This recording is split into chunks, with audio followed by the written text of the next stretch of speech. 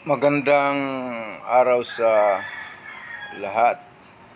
The YouTube channel of the Fraternal Order of Eagles, Limbas Law Corner is back to once again render public service in the field of law for our countrymen, or yung aming pagbabahagi ng kaalaman sa larangan ng batas para sa sambayanang Pilipino.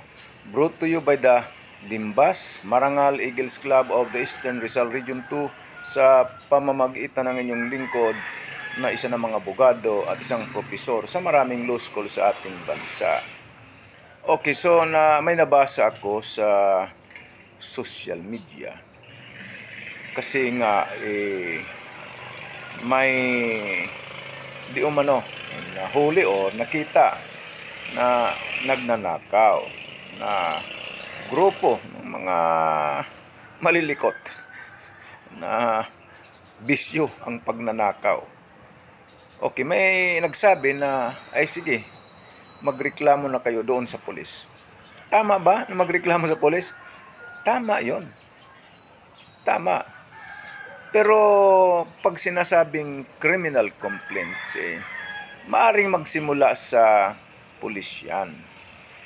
Pero eventually, ang pulis i-endorse nila o i-refer sa Office of the Provincial or City Prosecutor. Ngayon, pag-aaralan ng prosecutor, kung sa tingin ng prosecutor, merong prima facie evidence with certainty of conviction, ipa-file yan ng prosecutor, ang tinatawag nating fiscal, ipa-file sa Regional Trial Court or sa Metropolitan Trial Court or Municipal Trial Court, depending sa halaga ng nanakaw. Okay, pagdating sa hukuman, kayo ang biktima, ang abogado nyo, yung prosecutor na tinatawag nating fiscal. Ipapano kung hindi kayo tulungan ng pulis? Minsan nangyayari ito na sabihin ng pulis, ipang barangay lang ito, doon na kayo sa barangay. Nangyayari yan, alam yan ng mga pulis, ng mga kakilala ko na nakakadinig dito. Ibig sabihin, wala na kayong pag-asa. Ay hindi, kung marunong naman kayong magprepara ng complaint, affidavit, pati ng mga testigo, di kayo na yung gumawa.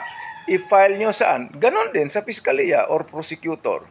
Okay, sana nakatulong na naman muli itong aming tanggapan para sa kaalaman ng sambayanang Pilipino sa larangan ng batas. Brought to you by the Limbas Marangal Eagles Club of the Eastern Rizal Region 2. Maraming salamat at magandang araw sa lahat.